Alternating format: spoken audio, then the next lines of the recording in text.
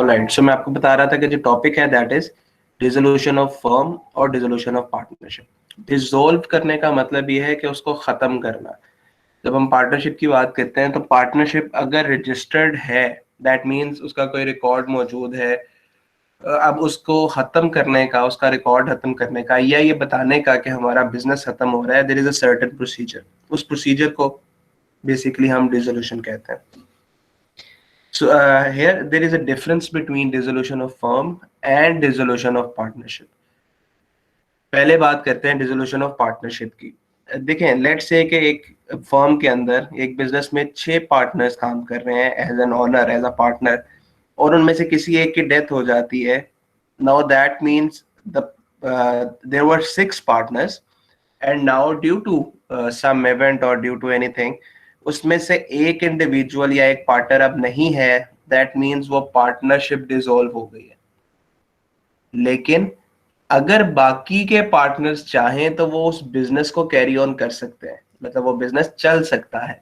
सो ऐसी सूरत को हम कहते हैं डिसोल्यूशन ऑफ पार्टनरशिप तो हो गई है बट डिसोल्यूशन ऑफ फर्म नहीं है। ठीक है, इसी तरह लेट्स से एक फर्म के अंदर 10 पार्टनर्स थे, 10 में से 2 छोड़ के जाना चाह रहे हैं, तो ऐसी सूरत, और वो 2 छोड़ के चले जाते हैं, लेट्स से कि पार्टनरशिप में वो दोनों पार्टनर्स मजीद किसी भी वजह से कैरी ऑन नहीं करना चाहते, तो ऐसी सूरत में 10 में से जब 2 पार्टनर्स निकल जाएंगे then the remaining partners will be 8 and if they want to continue that business it means के पार्टनरशिप तो खत्म हो गई है 10 लोगों के दरमियान, बाकी 8 लोगों के दरमियान मौजूद है, 2 partners have left the firm, लेकिन जो रिमेनिंग पार्टनर्स थे they are actually carrying on the business, they have not closed their business, so only the partnership has ended between 10 persons, but the business is being carried on by the remaining 8 partners or persons or individuals, so that means it is dissolution of partnership and not the dissolution of firm. ठीक है, and vice versa firm को फिर हम कब कहेंगे, dissolution of firm कब कहेंगे, कि जब किसी पार्टनर के छोड़ के जाने की वजह से या डिसोल्यूशन ऑफ पार्टनरशिप की वजह से बिजनेस भी बंद हो गया है, मजीद पार्टनर्स जो हैं वो बिजनेस को कैरी ऑन नहीं कर रहे, या पार्टनर ही दो थे, एक छोड़ के चला गया तो ऑटोमेटिकली बिजनेस खत्म हो गया। 6 पार्टनर थे, कोई एक छोड़ के चला गया, बाकी पार्टनर्स ने भी बिजनेस को बंद कर दिया, खत्म कर दिया। So, ऐसी सिचुएशन जिसमें ना सिर्फ पार्टनरशिप डिसॉल्व हो रही है बल्कि बिजनेस भी खत्म हो जाता है, ऐसी सूरत को हम कहते हैं डिसोल्यूशन ऑफ फर्म। ठीक है, सो डिसोल्यूशन ऑफ पार्टनरशिप की बात करें तो लाजमी नहीं है डिसोल्यूशन ऑफ फर्म भी हो, लेकिन अगर हम कहते हैं डिसोल्यूशन ऑफ फर्म हो गई है दैट मींस फर्म भी खत्म हो गई और पार्टनरशिप भी खत्म हो गई। So this is a broader term, dissolution of firm is a broader term in comparison to dissolution of partnership. So summarizing it again, dissolution of partnership means कि कोई 1 2 4 पार्टनर्स छोड़ के चले गए हैं लेकिन बाकी के पार्टनर्स अभी बिजनेस कैरी ऑन कर रहे हैं, बिजनेस लेके चल रहे हैं। और डिसोल्यूशन ऑफ फर्म मींस कि अब पार्टनरशिप भी खत्म हो गई है और बिजनेस भी खत्म हो गया। ठीक है, so this is the broad difference between the two. Now अगर हम बात करें कि डिसोल्यूशन ऑफ फर्म होती कैसे है तो उसके 5 तरीके मेजरली हैं। डिसोल्यूशन बाय एग्रीमेंट है, नोटिस है, कंपल्सरी डिसोल्यूशन है, कंटिंजेंट है और डिसोल्यूशन बाय कोर्ट है। सो वन बाय वन इसको देखते हैं। सबसे पहला है डिसोल्यूशन बाय एग्रीमेंट। एग्रीमेंट, अब आप जानते हैं agreement is actually any document और एनी टर्म्स एंड कंडीशंस जिस पे कुछ लोग एग्री कर जाते हैं, कॉन्सेंट दे देते हैं या मान जाते हैं। जैसे पार्टनरशिप बनाने के लिए एक पार्टनरशिप डीड बनी थी, एक एग्रीमेंट बना था, एक कॉन्ट्रैक्ट बना था, इसी तरह उसको खत्म करने के लिए भी एग्रीमेंट लेट्स से के मौजूद है, या उसको खत्म करने के लिए भी सब लोग मिलके एक एग्रीमेंट पास कर देते हैं। लेट्स से एक फर्म जो है वो 4 साल से चल रही है and on the 5th year every partner signs an agreement that we will wind up our business or we will dissolve our business on 31st of January 2021। तो इसको हम कहेंगे डिसोल्यूशन बाय एग्रीमेंट। ठीक है, एग्रीमेंट का, जी बेटा sir कहानी repeat कर दीजिएगा, मेरा नेट इशू हो रहा था जी। डिसोल्यूशन ऑफ एग्रीमेंट मींस के सब पार्टनर्स कॉन्सेंट देते हैं, एग्री करते हैं, मानते हैं या इस बात पे आप समझे कि विदाउट एनी क्लैश एक्सेप्ट करते हैं कि हम एक सर्टन डेट पे इस पार्टनरशिप को खत्म कर देंगे। ठीक है, सो अपनी एक्सेप्टेंस देने का मतलब क्या है, उसका प्रूफ कैसे हो सकता है, उसके ऊपर साइन होंगे। मतलब अगर मैं कोई स्टेटमेंट दे रहा हूँ, कोई बात कर रहा हूँ, तो वो मैंने ही कही है, उसका प्रूफ क्या होगा, मैं उस डॉक्यूमेंट पे साइन कर दूंगा। सिमिलरली अगर पार्टनर्स एग्री हैं कि हम अपना बिजनेस खत्म कर देते हैं या फर्म को डिसॉल्व कर देते हैं, दैट मीन्स के ऐसी सूरत में इसको हम एक एग्रीमेंट के थ्रू, सबकी कॉन्सेंट के थ्रू, सबकी मर्जी के साथ एक बिजनेस को टोटली खत्म कर रहे हैं। This is yes called dissolution by agreement. ठीक है जी, ये क्लियर हो गया सर। पॉइंट? जी जी सर अगर दो पार्टनर जो हैं वो कह रहे हो कि हमें ये जो है खत्म कर देनी चाहिए पार्टनरशिप को, तो कह रहे हो नहीं हमें कैरी ऑन करनी चाहिए, तो जी इसमें जी। फिर एग्रीमेंट का क्या होगा? नहीं, देखें अभी हम बात कर रहे हैं, ये बहुत सारी टाइप्स है ना, अभी आपने मोड्स पढ़े, इसमें 5 हैं। बाय एग्रीमेंट है, नोटिस है, कंपलसरी है, कंटिजेंट है और बाय कोर्ट है। सो वन बाय वन मैं भी आपको बताता हूँ, जो आपका क्वेश्चन है वो आगे भी आएगा।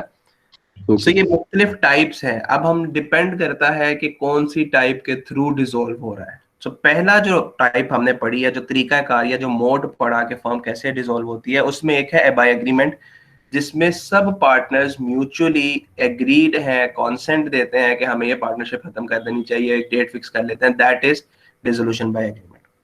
ठीक है, आपके क्वेश्चन को मैं आंसर करूंगा अभी। वो कंपलसरी और कंटिजेंट में आएगा। Then second is dissolution by notice. Notice का मतलब यह है कि आपने अपनी बात एक किसी पार्टनर को बता दी और वो वन बाय वन सर्कुलेट होती रही सब पार्टनर्स ने, और सब पार्टनर्स ने उस पर एग्री कर लिया। ठीक है, लेट्स से कि पार्टनरशिप एट विल थी, आपने काइंड्स ऑफ पार्टनर में पार्टनर्स एट विल पढ़ा कि जब भी कोई पार्टनर चाहे तो वो फर्म को छोड़ के जा सकता है, इसको हम कहते थे पार्टनर्स एट विल। तो ऐसी सूरत में लेट्स से कि 6 पार्टनर्स हैं और उनमें से कोई एक पार्टनर नोटिस देता है कि मैं चाहता हूं कि इस पार्टनरशिप को अब खत्म कर दिया जाए। सो वो वन बाय वन सर्कुलेट होगा तमाम पार्टनर्स के दरमियान, सब पार्टनर्स उसको मानेंगे और वो जो नोटिस की डेट होगी उसके अकॉर्डिंगली उस फर्म को डिसॉल्व समझा जाएगा। ठीक है, सो पार्टनर्स एट एग्रीमेंट का मतलब ये है, जो ऊपर वाला जो पहले पढ़ा इससे, दैट मीन्स के सब एक ही कंबाइंड डॉक्यूमेंट के ऊपर सब एग्री करते हैं और साइन करते हैं, that is dissolution by agreement. और जब हम डिसोल्यूशन बाय नोटिस की बात करते हैं तो सब इकट्ठे मौजूद नहीं है, बल्कि उनमें से कोई एक पार्टनर जो भी पार्टनरशिप को या फर्म को खत्म करना चाहता है, डिसॉल्व करना चाहता है, वो एक नोटिस देता है और उस नोटिस में लिखता है कि as on this and this date, मैं ये चाहता हूं कि इस डेट को हमारी फर्म जो है वो डिसॉल्व हो जाए, खत्म हो जाए, ये बिजनेस बंद हो जाए। सो वो नोटिस सब पार्टनर्स के अंदर सर्कुलेट हो जाता है एंड इवेंचुअली जो फर्म है या जो बिजनेस है वो डिसॉल्व हो जाता है। रिमेंबर हम यहाँ पे पढ़ रहे हैं dissolution of firm. Dissolution of firm जब होगी तो ऑटोमेटिकली डिसोल्यूशन ऑफ पार्टनरशिप तो होनी ही है। दैट मीन्स अगर बिजनेस ही खत्म हो गया तो पार्टनरशिप भी आगे नहीं चलेगी। सर अगर इसमें ये स्टार्ट में भी लिखा जा सकता है कि एग्रीमेंट वाले की बात करूं, वो डिसोल्यूशन बाय एग्रीमेंट में कि ये 5 साल के बाद हम ये खुद ब खुद ही खत्म हो जाएगी, या किसी भी एट द टाइमिंग, मतलब कि 2 साल बाद ही लोग कहते हैं, सब इकट्ठे होते हैं कि नहीं यार हमने इसको खत्म करना, कोई मसला है, तो जी ये जरा जी बता दें। जी, बस इसके लिए 2 मिनट वेट करें, ये कंटिजेंट डिसोल्यूशन है। देखिए आप जो भी तरीका कार बताएंगे वो इसमें होपफुली कवर हो जाएगा। So then we'll have the questions के अगर इसमें कोई डिसोल्यूशन कवर ना हुई, जो आप बात कर रहे हैं वो कंटिजेंट डिसोल्यूशन में आएगा, जो 4th पॉइंट है। ठीक है, so let's try to explain further और फिर आप अपने क्वेश्चंस भी नोट डाउन करते जाएं। The third type is compulsory dissolution. ये वो टाइप है जिसमें कोई ऑप्शन नहीं बचता। मतलब ये नहीं है कि पार्टनर चाहेंगे तो फर्म डिसॉल्व होगी, वो एग्रीमेंट करेंगे तो फर्म डिसॉल्व होगी, वो म्यूचुअल कॉन्सेंट देंगे तो डिसॉल्व होगी। नो, कंपल्सरी डिसोल्यूशन मींस के कोई ऐसा इंसिडेंस हो गया है, कोई ऐसी सिचुएशन अराइज हो गई है या कोई ऐसा मामला हो गया है कि फर्म को खत्म करना, डिसॉल्व करना जरूरी हो गया है। ठीक है, वो कौन कौन सी सिचुएशंस हैं? First one is when all the partners are declared insolvent. अब याद करें कि पार्टनरशिप की जो लाइबिलिटी है वो अनलिमिटेड होती है। तो अगर पार्टनर्स ऑलरेडी इंसॉल्वेंट हैं, इंसॉल्वेंट का मतलब क्या है, वो बैंकरप्ट हो चुके हैं, डिफॉल्ट कर चुके हैं, या वो इस पोजीशन में नहीं है कि अपनी लाइबिलिटीज अपने एसेट से पूरा कर सकें, तो अगर वो अपनी पर्सनल कैपेसिटी में ही इंसॉल्वेंट है तो वो बिजनेस की लाइबिलिटीज कैसे पूरी करेंगे? ठीक है, तो ऐसी सिचुएशन जिसमें या तो सबके सब पार्टनर्स इंसॉल्वेंट हो गए या एक पार्टनर छोड़ के बाकी इंसॉल्वेंट हो गए। ठीक है, मतलब एक पार्टनर अभी सॉल्वेंट है, एक पार्टनर अपनी जिम्मेदारियां पूरी कर सकता है, लेकिन बाकी सारे इंसॉल्वेंट हो गए, तो पार्टनरशिप तो कम से कम दो लोगों से मिलकर बन सकती है। तो ऐसी दोनों सिचुएशंस के या तो सबके सब पार्टनर इंसॉल्वेंट हो गए या एक बच गया और बाकी सब इंसॉल्वेंट हो गए, इन दोनों सूरतों में पार्टनरशिप फॉर्म कंपल्सरी डिसॉल्व कर दी जाएगी। मतलब कोई ऑप्शन नहीं है, legally it is not allowed के इंसॉल्वेंट पार्टनर्स जो हैं वो बिजनेस कैरी ऑन कर सके। ठीक है, then the third one is if the business of the firm is against public interest and is declared unlawful। एक सिचुएशन हो गई कि पार्टनर इंसॉल्वेंट हो गए, और दूसरी सिचुएशन कि एक पार्टनर सॉल्वेंट है लेकिन बाकी सारे इंसॉल्वेंट है। एंड थर्ड पोजीशन इज कि कोई ऐसा बिजनेस हो रहा था जो पहले तो लीगल था, बट गवर्नमेंट ने अपनी पॉलिसी रिवाइज की या लॉ के अंदर कुछ अमेंडमेंट्स मॉडिफिकेशंस हुई, और नए लॉ के मुताबिक अब वो बिजनेस अनलॉफुल या इलीगल डिक्लेयर कर दिया गया। तो ऐसी सूरत में भी कंपलसरी है कि बिजनेस को डिसॉल्व करना पड़ेगा। ठीक है, देखें अगेंस्ट पब्लिक इंटरेस्ट, इसमें एक वर्ड लिखा हुआ है, अगली पब्लिक इंटरेस्ट के अगेंस्ट तो स्मोकिंग भी है, लेकिन स्मोकिंग का बिजनेस चलता है, सिगरेट्स बिकते हैं, सारा कुछ हो रहा है। तो लाजमी नहीं है कि वो जनरल पब्लिक के अगेंस्ट हो या उसकी फेवर में हो। इम्पोर्टेंट क्या है कि उसको डिक्लेयर किया जाए लॉ के तहत कि वो लीगल है या इलीगल है। बिजनेस की डेफिनेशन में आपने पहला वर्ड ये पढ़ा था, it is a legal activity.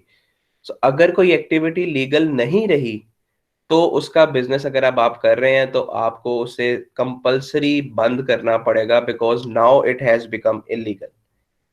Law ने बता दिया या कोई कानून में चेंज आ गया या गवर्नमेंट ने डिक्लेयर कर दिया या नया कोई ऑर्डिनेंस आ गया, सो बाय एनी मींस अगर एक ऐसा लॉ पास हो जाता है जिसमें एक बिजनेस को अनलॉफुल या इलीगल डिक्लेयर कर दिया जाता है, और आप अगर वो बिजनेस कर रहे हैं, इसलिए कर रहे थे क्योंकि वो पहले लीगल था, तो इसलिए तब आप कर भी रहे थे, बट अब क्योंकि इलीगल करार दे दिया गया, now you have to compulsory dissolve your firm, you cannot carry on that business. ठीक है, so this comes under compulsory dissolution. Then we have contingent dissolution. ये जो अभी आपने क्वेश्चन पूछा था कि अगर एग्रीमेंट में लिखा हुआ है कि 2 साल बाद खत्म करना है या 5 साल बाद खत्म करना है, तो ये वो इस कैटेगरी में आता है। अब मैं उसको एक्सप्लेन करता हूँ। कंटिंजेंट, पहले तो ये देखें कंटिंजेंट होता क्या है। Contingent mean which may happen and which may not happen, मतलब हो भी सकता है और नहीं भी, ऑप्शनल है। Contingent actually based on certain conditions होता है। एक इससे मिलता जुलता एक टर्म है अनसर्टेनिटी। अनसर्टेनिटी या रिस्क, इसका मतलब यह है कि हमें नहीं पता आने वाले वक्त में क्या होगा। जैसे मैं कहता हूं कि आज लेट्स से मंडे है, वेंसडे को वेदर कैसा होगा आई don't know, this is uncertainty. ठीक है, या मैं 10 साल के बाद कहां पे हूंगा I don't know, this is uncertainty. लेकिन कंटिंजेंट इससे मिलता जुलता, मे है which may happen and which may not happen भी तो एक अनसर्टेनिटी ही है। लेकिन कंटिंजेंट का वर्ड जब हम यूज करते हैं तो इसका मतलब है बेस्ड ऑन सर्टेन अजम्पशंस, कुछ कंडीशंस की बेस पे। जैसे मैं कहता हूं कि वेंसडे को बारिश होगी because I am seeing clouds on the sky. अब क्या हो रहा है कि मैं एक प्रिडिक्शन कर रहा हूं बेस्ड ऑन सर्टेन अजम्पशंस, तो इसको हम अब अनसर्टेनिटी की बजाय अजम्पशन कंटिंजेंट कहते हैं। मैं कहता हूं आपका जीपीए 3.7 आएगा, दिस इज अनसर्टेनिटी। हो सकता है 3.1 आ जाए, हो सकता है 4 आ जाए, हो सकता है 2 आ जाए, लेकिन अगर मैं कहता हूँ आपका CGPA 3.7 आएगा अगर आप इतना अच्छा पढ़ेंगे, उसमें मैं 10 चीजें लगा देता हूँ कि आप दिन में 3 घंटे पढ़ेंगे, 2 घंटे ये करेंगे, इस तरह करेंगे। अब क्या है अभी भी अनसर्टन, लेकिन बेस्ड ऑन सर्टन कंडीशंस कह रहा हूं कि अगर आप ये करेंगे तो ये हो सकता है। इसको हम कहते हैं कंटिंजेंट। ठीक है। सो कंटिंजेंट रेजोल्यूशन इज बेसिकली कि एक ऐसी सिचुएशन है जिसमें आप चाहें तो फर्म को डिसॉल्व कर दें और चाहें तो डिसॉल्व ना करें।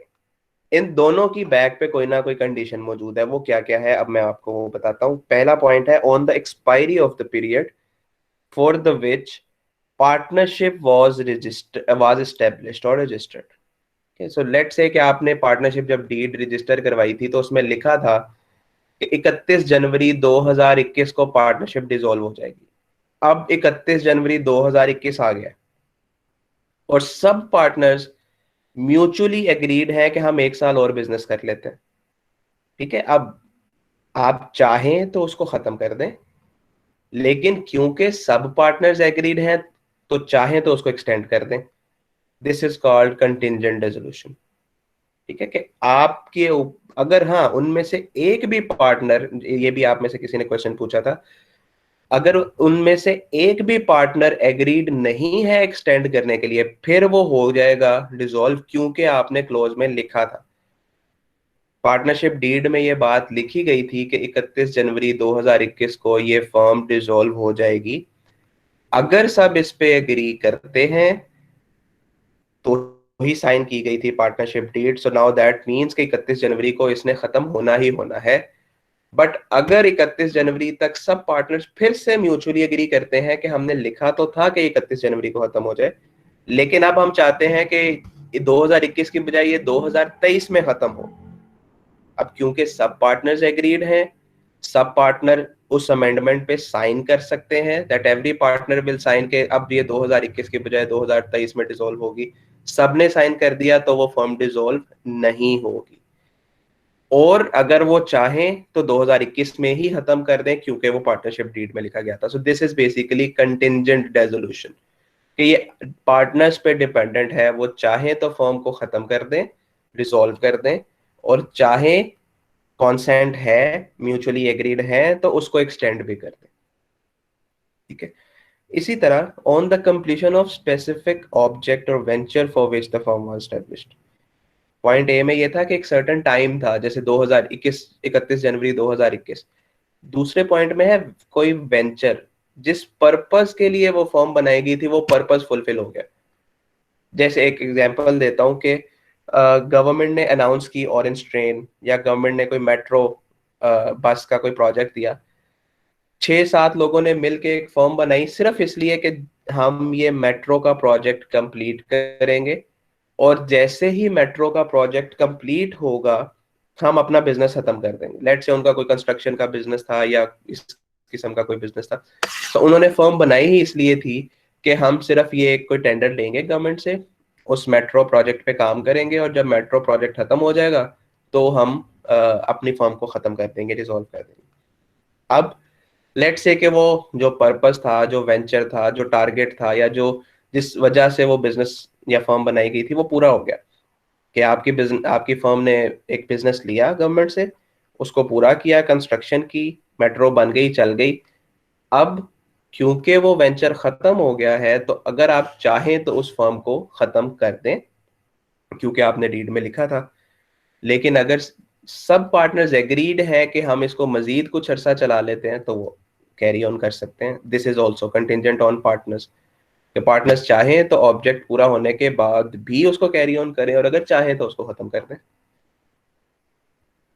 Now the third one is on death of a partner, कि अगर किसी एक पार्टनर की डेथ हो जाती है, now it depends upon the partnership deed and the remaining partners, के वो चाहें तो बिजनेस को कैरी ऑन कर सकते हैं और चाहें तो खत्म कर दें। हाँ, ऐसा तब नहीं हो सकता कि अगर पार्टनर ही दो थे, क्योंकि एक एक के साथ तो पार्टनरशिप हो नहीं सकती। तो अगर दो पार्टनर थे और एक की डेथ हो जाती है तो कंपलसरी है कि आप इसको डिसॉल्व कर दें।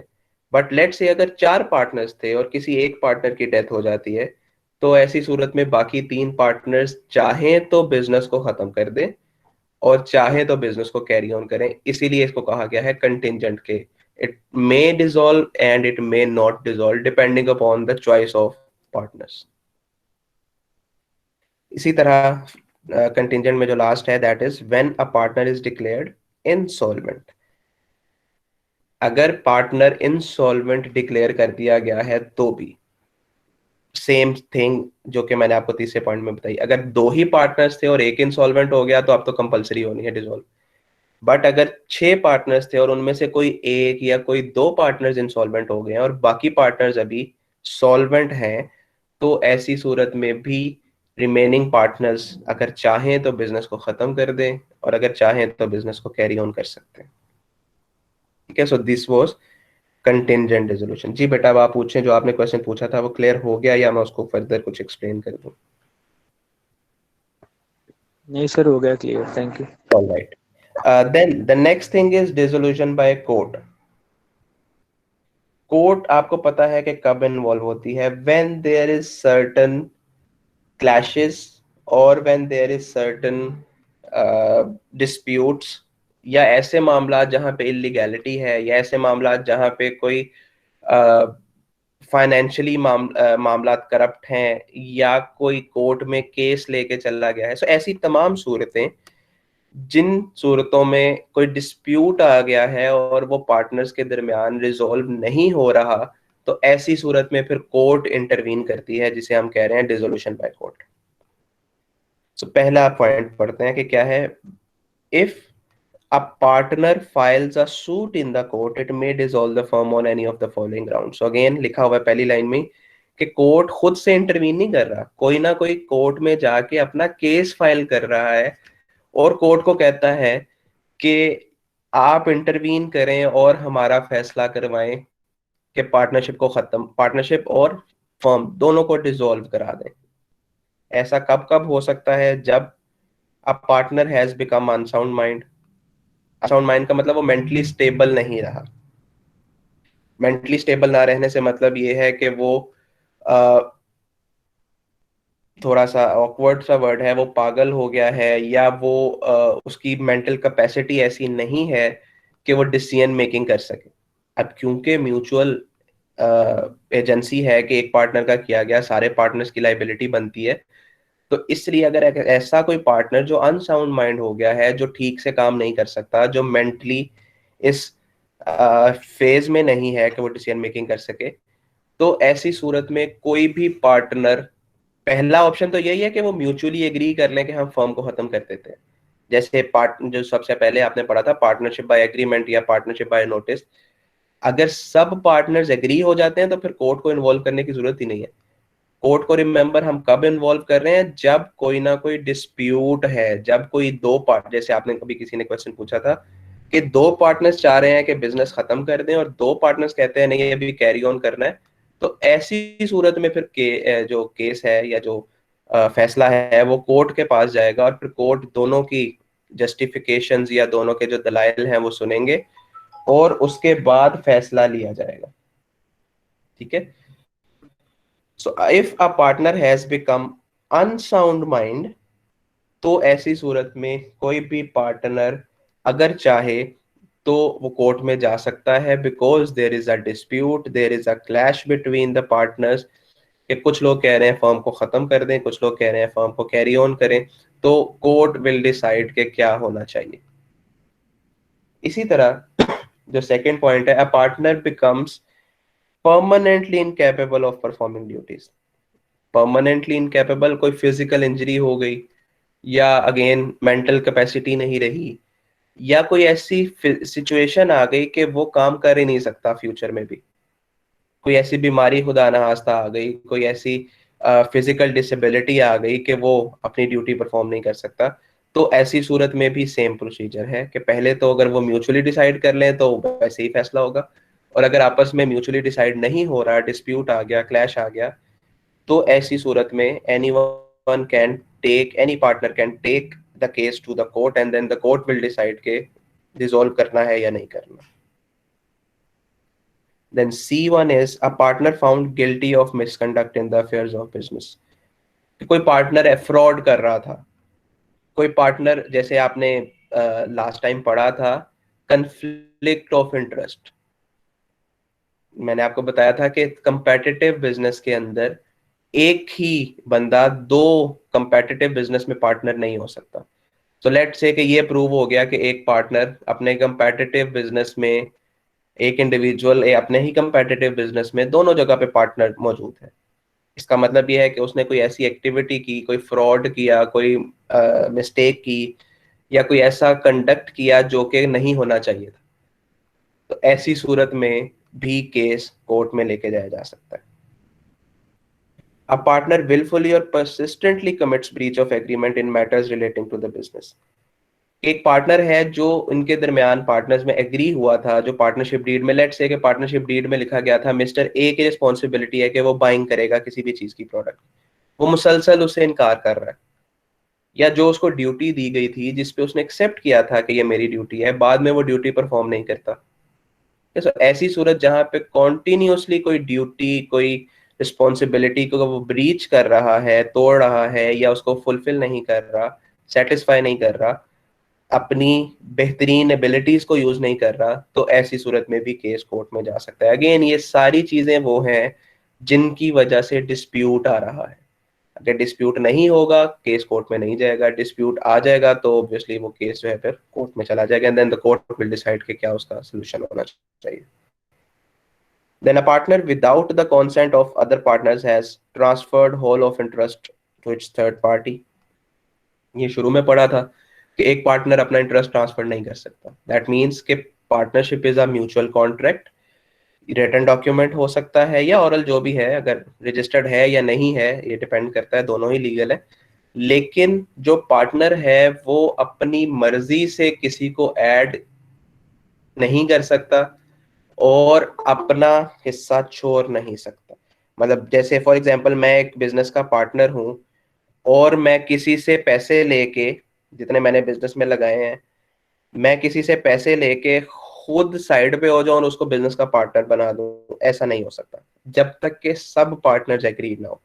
तो ये पॉइंट यही है कि जहां पे एक पार्टनर ने अपना इंटरेस्ट ट्रांसफर कर दिया, अपने पैसे लेके किसी और को पार्टनर बनाने की कोशिश की without the consent of all, तो ऐसी सूरत में भी गेम कोर्ट पे चली जाएगी।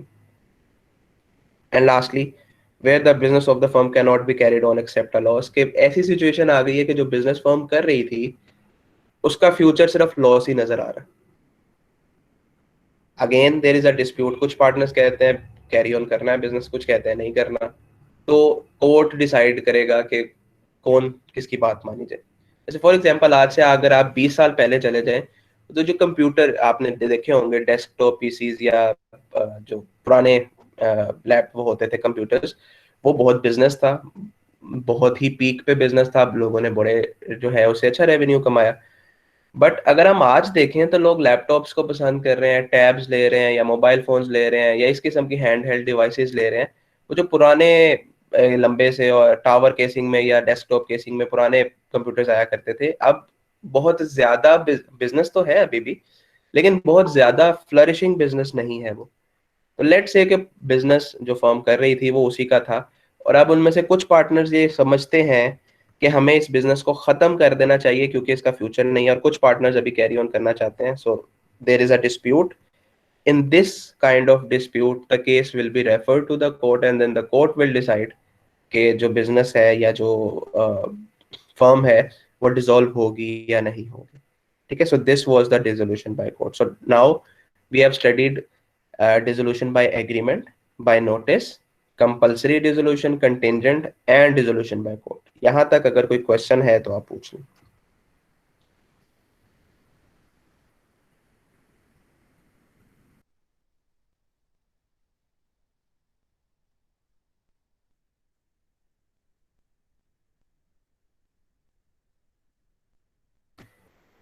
All right, Jay, I think no question. So last topic of this chapter is settlement of account on dissolution of firm। settlement means कि जब फर्म डिसॉल्व हो रही है अच्छा, तो एक क्वेश्चन था। जी पूछे। तो ये कंटिंजेंट जो होता है इसका मतलब रूल्स होते हैं किसी पार्टनरशिप के? सॉरी दोबारा पूछे, कंटिंजेंट क्या? ये था, इसको रूल्स को कहते हैं। या जो एग्रीमेंट होता है उसको करते हैं? नहीं, कंटिंजेंट जस्ट एक इंग्लिश का वर्ड है। कंटिंजेंट का मतलब ये है कि एक ऐसी जगह पे या एक ऐसी सिचुएशन पे आप हैं जिसमें एक काम हो भी सकता है और नहीं भी हो सकता। Contingent means which may happen and which may not happen. मतलब एक ऐसी सिचुएशन है जिसमें फर्म डिसॉल्व हो भी सकती है और नहीं भी हो सकती। जैसे मैंने आपको एक एग्जांपल दी कि लेट्स से पार्टनरशिप डीड में लिखा हुआ था 31 जनवरी 2021 को पार्टनरशिप फर्म डिसॉल्व हो जाएगी।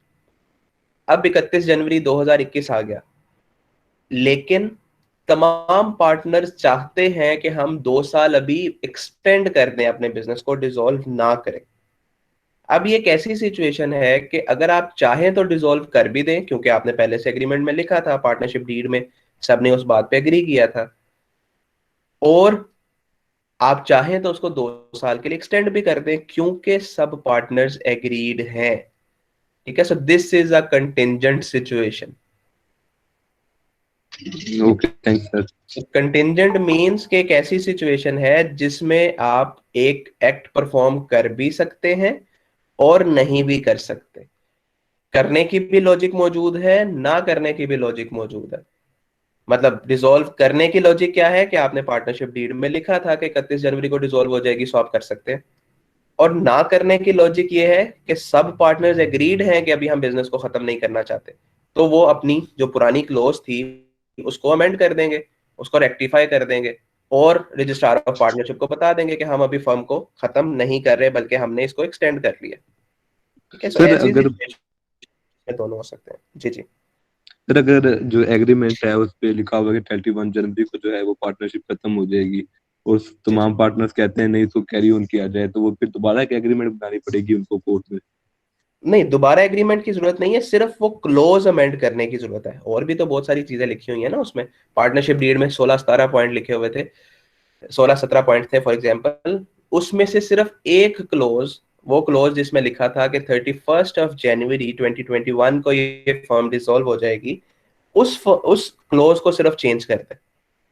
ठीक है, सो रजिस्ट्रार ऑफ फर्म को एक एप्लीकेशन दी जाएगी, उसकी जो भी फीस है वो दी जाएगी, और साथ में वो क्लोज जो चेंज हो रही है कि अब हम 31 जनवरी 2021 की बजाय 31 जनवरी 2023 में ये फर्म डिसॉल्व करेंगे, और उस पर सब पार्टनर साइन करके रजिस्ट्रार ऑफ फर्म को जमा करवा देते हैं, तो रजिस्ट्रार अपने रिकॉर्ड में उसको चेंज कर देगा। सो सारा कॉन्ट्रैक्ट दोबारा से करने की जरूरत नहीं है। Okay, thank you sir. ठीक है जी। So lastly settlement of account means कि जब एक फर्म खत्म हो रही है तो सिर्फ डिसॉल्व करना पर्पस नहीं है। पर्पस इज कि उसके सारे अकाउंट्स एडजस्ट किए जाए। किसी का पैसा लगा हुआ है, किसी ने लोन दिया हुआ है, किसी का प्रॉफिट है, किसी के एसेट्स हैं, सो वो सारी सिचुएशंस को सेटल करना है। That is the purpose of dissolution of firm. ठीक है, सो जब भी कोई फर्म खत्म होगी, बिजनेस खत्म होगा, डिसॉल्व होगा, तो जिन लोगों के पैसे वापस दिए जाने हैं उसकी एक तरतीब है। वो तरतीब क्या है ये आप मैं आपको बताता हूँ।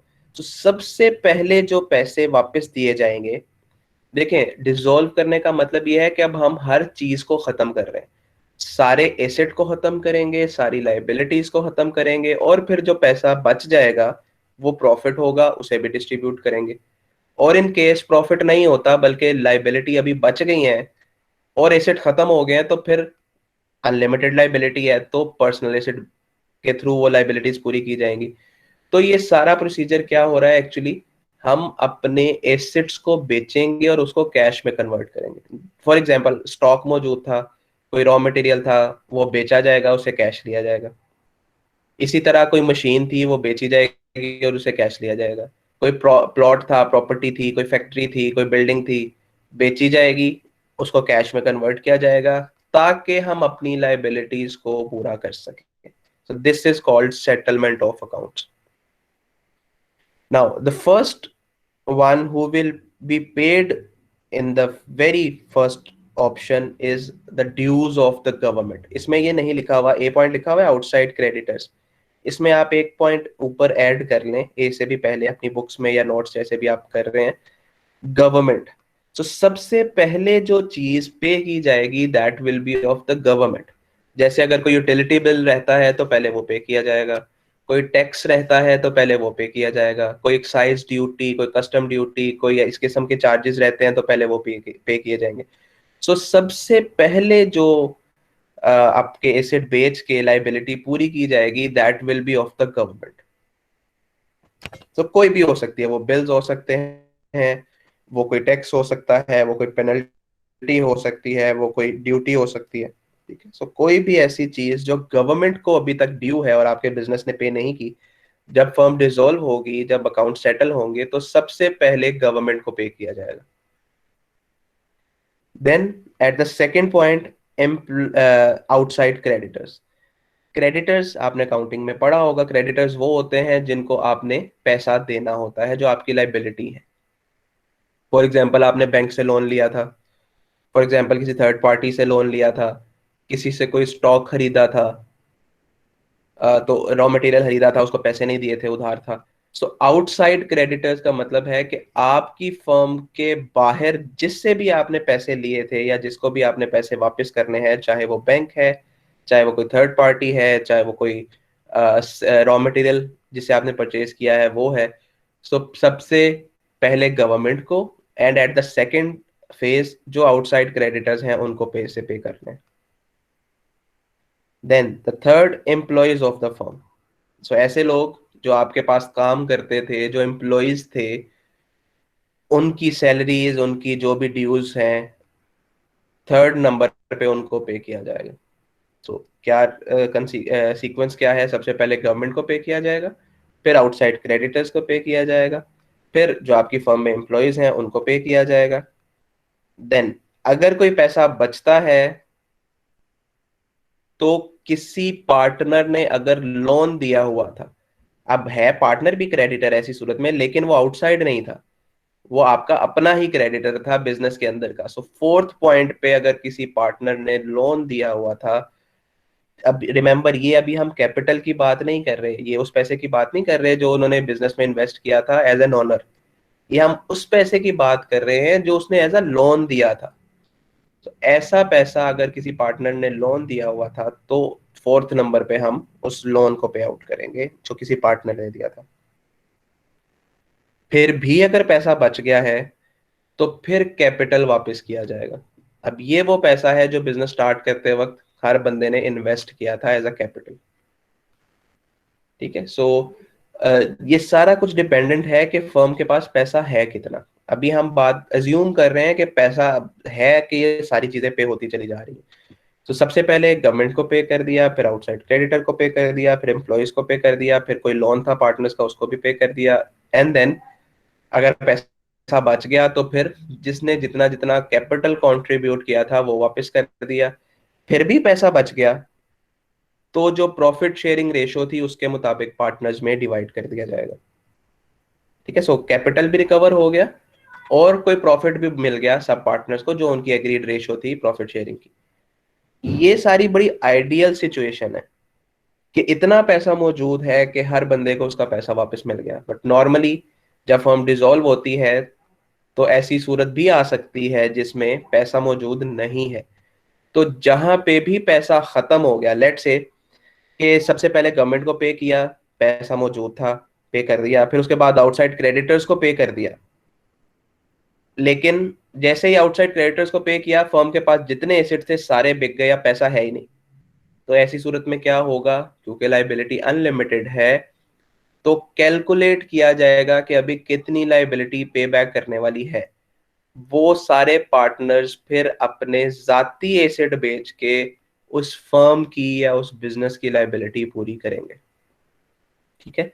सो दैट मीन्स कि अगर पैसा सिर्फ इतना ही था कि गवर्नमेंट को पे किया और आउटसाइड क्रेडिटर्स को पे किया, अभी एम्प्लॉयज को भी पे करना है और अभी लोन ऑफ पार्टनर भी पे करना है, तो ये दोनों पर्सनल एसेट्स को बेच के बिजनेस में इंजेक्ट किया जाएगा और फिर पे किया जाएगा। ऐसी सूरत में क्या होगा? ना तो कैपिटल वापस होगा क्योंकि बिजनेस के पास पैसा नहीं है, और प्रॉफिट तो बचा ही नहीं, पहले ही पैसे नहीं है तो प्रॉफिट कहां से डिस्ट्रीब्यूट होना है। सो ऐसी सूरत में जाती एसेट यूज हो जाएंगे बिजनेस की लाइबिलिटीज को पूरा करने के लिए, ठीक है। इसी को हम फिर कहते हैं unlimited liability. So last point जो मैंने अभी आपको बताया, in case of a partner is insolvent then the deficiency is met by the solvent partners in the capital balance ratios. उससे भी नेक्स्ट सिचुएशन ये है कि जब अपने जाती एसेट बेच रहे थे बिजनेस की लाइबिलिटीज को पूरा करने के लिए, उनमें से भी कोई एक या दो पार्टनर लेट से इंसॉल्वेंट हो जाते हैं, तो ऐसी सूरत में ये नहीं है कि उनकी जिम्मेदारी खत्म। अब उन इंसॉल्वेंट पार्टनर्स की जो जिम्मेदारी थी वो बाकी के सॉल्वेंट पार्टनर पे आ जाएगी उनकी कैपिटल शेयरिंग रेशो के मुताबिक। सो उन इंसॉल्वेंट पार्टनर्स की लाइबिलिटी भी अब वो जो रिमेनिंग सॉल्वेंट पार्टनर्स है वो पे करेंगे ताकि बिजनेस की सारी लाइबिलिटीज पे ऑफ हो सके। So these things are actually the settlement of account on dissolution of firm. जब फर्म खत्म होगी, बिजनेस खत्म होगा, फर्म डिसॉल्व होगी, तो कैसे कैसे जो लाइबिलिटीज है बिजनेस की वो पूरी की जाएंगी। जी, यहां तक कोई क्वेश्चन है तो पूछ लें।